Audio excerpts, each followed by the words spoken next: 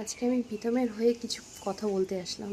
প্রীতম এমন একটা ছেলে, যে এমন একটা ভুল করেছে, সেটা আজকের দিনে দাঁড়িয়ে আমরা সবাই বুঝতে পারছি। যে ছেলেটা হয়তো একটুখানি রাগী হতে পারে, কিন্তু ও যে ফ্যাসাকলে এখন পড়েছে, তার থেকে ভিউয়ার্স তোমাদের বলছি, তোমরা ওকে বাঁচাও।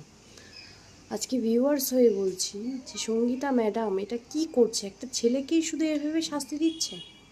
একটা ছেলে শুধু এইভাবে শাস্তি পাবে? আমরা পারি না সবাই মিলে এক হয়ে ওই ছেলেটার মুখের দিকে তাকিয়ে ছেলেটাকে বাঁচাতে?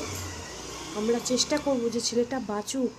ওই রকম ধরনের একটা বাজে মেয়ে যদি এই রকম করে, তাহলে ছেলেটাই বা কী করবে? ছেলেটা তো চাইছে সংসার করতে। কিন্তু কি বলবো, আজকে দিনে দাঁড়িয়ে একটাই কথা বলবো, ছেলেটাকে শান্তি দাও তোমরা। ওর ওর মানে শান্তিটা এখন ওর খুবই দরকার।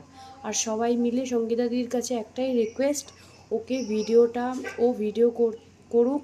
ও যদি একটা কোনো অ্যাটেম্প করে ফেলে, সুইসাইড অ্যাটেম্প করে ফেলে, সারা জীবনের জন্য সবাই দায়ী হয়ে থাকবে। আমি শুধু জাস্ট তোমাদের একটা কথা বললাম, একটা ছেলের জন্য।